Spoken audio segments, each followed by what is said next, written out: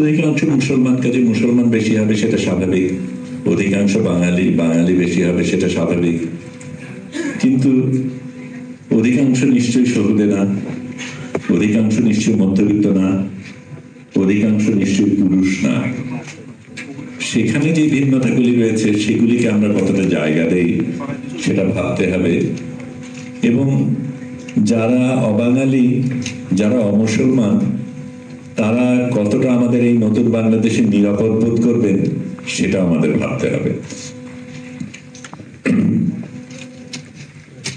এখানে আমরা প্রতিনিধিত্ব, নিজেদের কাদের প্রতিনিধিত্ব করি সেই প্রশ্ন যদি নিজেকে না করি, আজকে যারা মঞ্চে কথা বলবেন তাদের মধ্যে আত্মসমালোচনা কত আছে সেটাও কিন্তু আমাদের ভাবার বিষয়। স্বৈরাচারের পতনের পর আমাদের বুকে অনেক আশা জেগেছে, এই সুযোগ আমরা হারাতে চাই না। আগে সেই অন্ধকার গুহাতে আমরা ফিরে যেতে চাই না।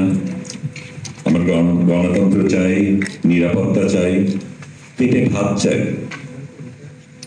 আশা আরো অনেক কিছুর আছে, কিন্তু এই ন্যূনতম জিনিসগুলি আমাদের পেতেই হবে। আমরা একটা ক্রান্তি লগ্নে দাঁড়িয়ে বহু বছরের পতন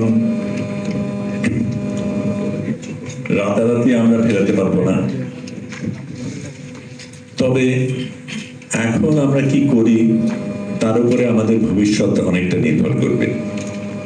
আমাদের রাজনীতি কি হবে, আমাদের অর্থনীতি কিভাবে চলবে, আমাদের শিক্ষা ব্যবস্থার মৌলিক পরিবর্তন হবে কিনা, সাধারণ মানুষ সুচিকিৎসা পাবে কিনা, চাকরি পাবে কিনা, ক্ষমতাদের রেশনালে পড়বে কিনা, এগুলি আমাদের ভাবায়। আন্তর্জাতিক মহলে আমরা কিভাবে সামাল দেব, প্রবাসীদের মেধাকে আমরা কাজে লাগাতে পারবো কিনা, সামনে নির্বাচন কেমন হবে, কবে হবে, কত প্রশ্ন জাগে। প্রায় 1500 শহীদ আমাদের এই নতুন বাংলাদেশ দেখার সুযোগ পায়নি। বহু হাজার পঙ্গু হয়েছেন। তারা যে স্বপ্ন দেখেছিলেন, যেই কারণে তারা রক্ত দিয়েছিলেন, আমরা সে কি বাংলাদেশ গড়তে পেরেছি? আমি গর্ব করে বলতে চাই আমি বাংলাদেশি। বুক ফুলিয়ে মাথা উঁচু করে মেরুদণ্ড সোজা রেখে বলতে চাই আমি বাংলাদেশি। সেই কারণেই আমাদের একসাথে আসা, সেটাই আমাদের সম্মিলিত প্রয়াস। আপনাদের ধন্যবাদ।